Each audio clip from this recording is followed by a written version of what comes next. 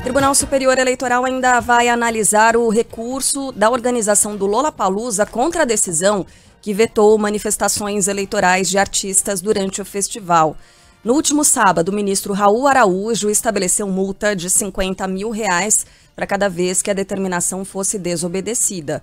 Pedido havia sido feito pelo PL, o partido de Jair Bolsonaro, depois de a cantora Pabllo Vittar carregar uma bandeira que recebeu de um fã com o rosto do ex-presidente Lula. Ontem, apesar da decisão, o dia mais uma vez foi marcado por críticas de artistas como o Emicida, Marcelo D2, ao presidente Jair Bolsonaro. No recurso, Lollapalooza pede que a medida seja revista e que não seja aplicada qualquer penalidade, alegando que não se pode transformar eventos culturais em movimentos absolutamente neutros. Bom, especialistas em direito eleitoral ouvidos pela Band News FM divergem sobre a decisão do ministro Raul Araújo.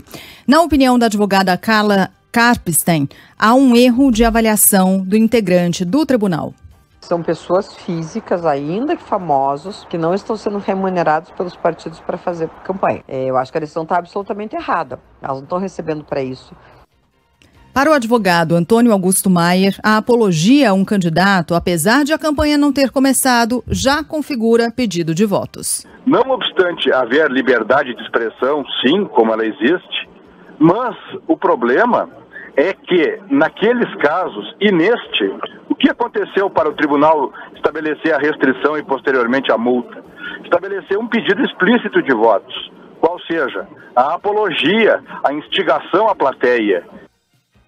O ministro Raul Araújo é o mesmo que em fevereiro e março negou a retirada de outdoors favoráveis a Jair Bolsonaro, colocados em estados como Rio de Janeiro, Bahia, Santa Catarina e Mato Grosso do Sul. O pedido havia sido feito pelo PT e nas decisões ele alegou que o partido não apresentou evidências suficientes para que o caso fosse configurado como propaganda eleitoral antecipada. É claro que daqui a pouquinho a gente vai ouvir quem sabe muito do assunto, o nosso colunista Rodrigo Aidar. Aliás, a gente conversava aqui no nosso grupo de WhatsApp com o Aidar, quando combinávamos a conversa para hoje, a pauta para hoje, né? E tirávamos ali algumas dúvidas já previamente com o Rodrigo Aidar. E é o que a Carla abriu aqui falando, né? Como isso pode ser só cortina de fumaça para outros assuntos mais importantes. De todo modo, é um ano eleitoral, é claro que a gente tem de ficar de olho nas decisões do tribunal, mas vem cá, né?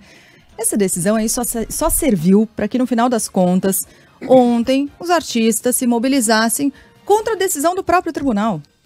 Desse ministro que representa a decisão do tribunal, né? O nome disso é efeito Streisand, já ouviu falar nisso? Uhum. O efeito Streisand, já falei sobre ele aqui. Ganhou esse nome quando a Barbra Streisand, cantora, atriz, comprou uma mansão em Malibu. E aí a Barbra Streisand não queria que a fotografia da mansão dela fosse divulgada porque queria preservar a privacidade, como se isso fosse possível no caso de uma artista do tamanho dela. Foi a senha para que um tabloide qualquer contratasse um helicóptero, sobrevoasse a mansão e publicasse ali na página 15, até meio escondidinho. Olha aqui a mansão que a Bárbara não quer que você conheça.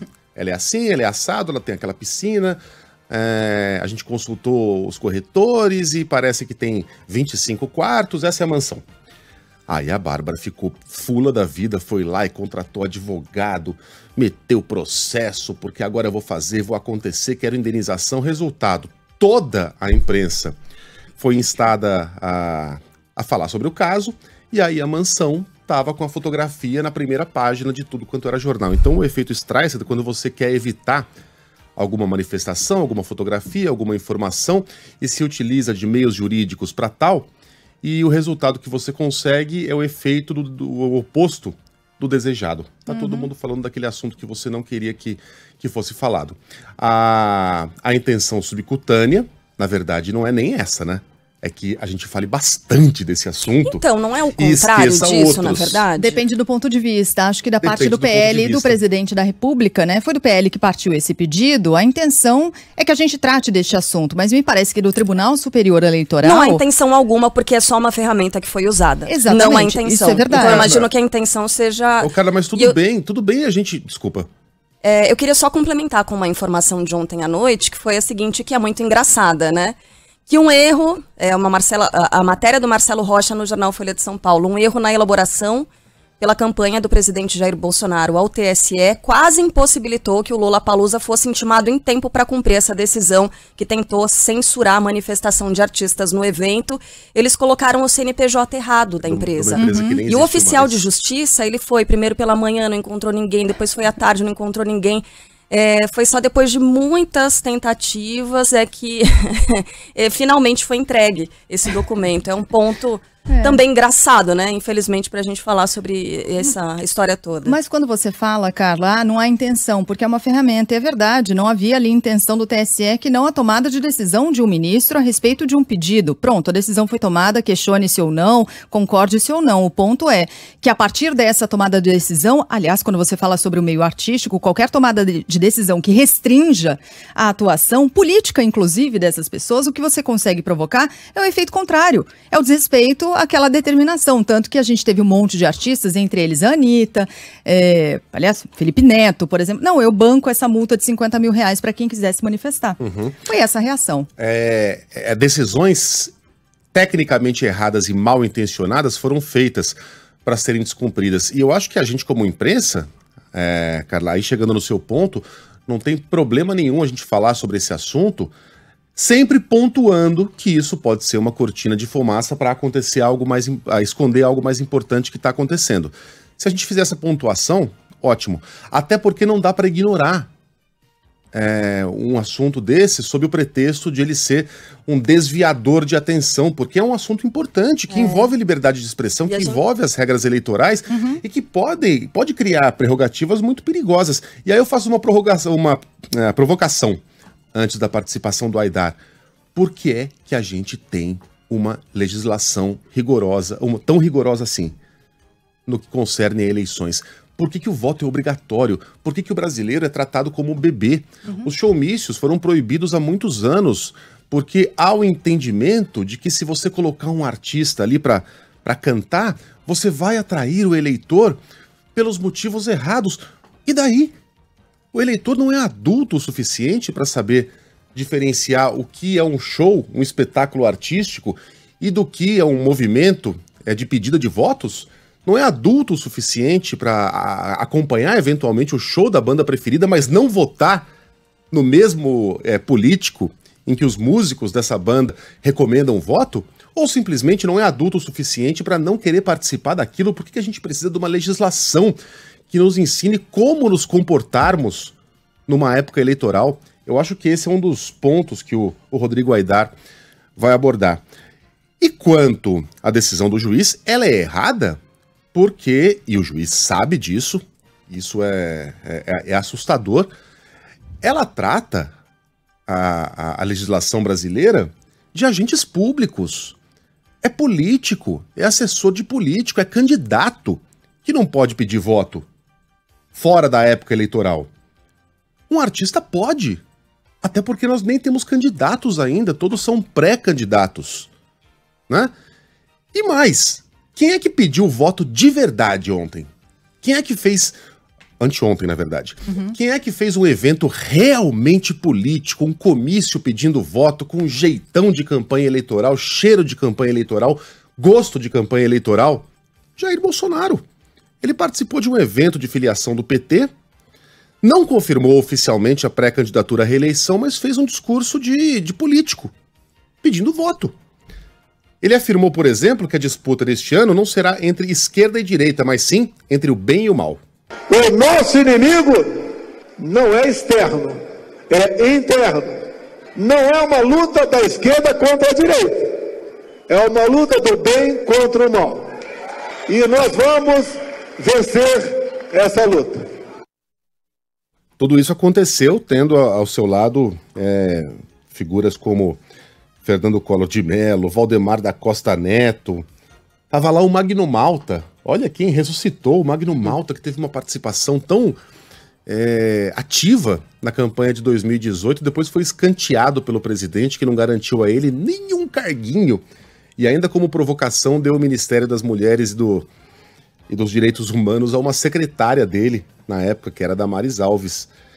É muito engraçado ver alguém falando em corrupção, né? O fim da farra com dinheiro público, tendo ao seu lado Fernando Collor e Valdemar da Costa Neto. É mais ou menos como você dizer que acabou com o tráfico de drogas, tendo ao seu lado Pablo Escobar e Fernandinho Beiramar. Jair Bolsonaro ainda atacou os últimos levantamentos realizados no Brasil.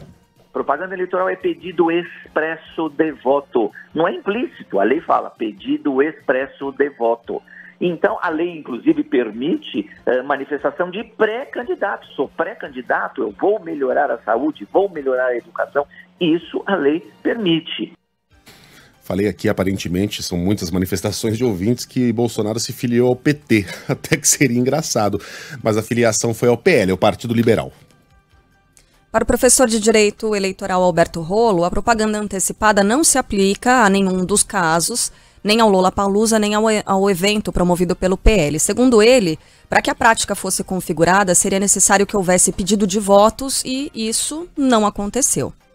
Propaganda eleitoral é pedido expresso de voto. Não é implícito, a lei fala pedido expresso de voto. Então, a lei, inclusive, permite manifestação de pré-candidato. Sou pré-candidato, eu vou melhorar a saúde, vou melhorar a educação. Isso a lei permite.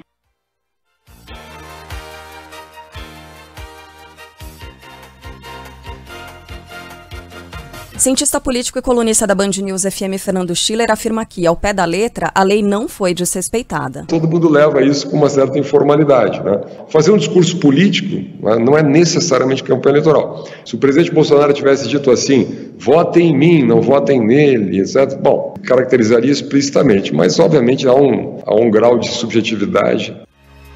Pois é, né? Ontem nesse debate com o Rodrigo Aidar, e eu repito, daqui a pouquinho a gente vai conversar com ele, né? Para mim um ponto é mais pragmático mesmo, né? Pode parecer muito... Pode ter uma leitura inicial ingênua, mas do ponto de vista formal e pragmático, a gente não está falando de candidatos ainda. Por que a legislação eleitoral seria evocada se nenhum dos dois formalmente é candidato? O que é um pré-candidato? Nada.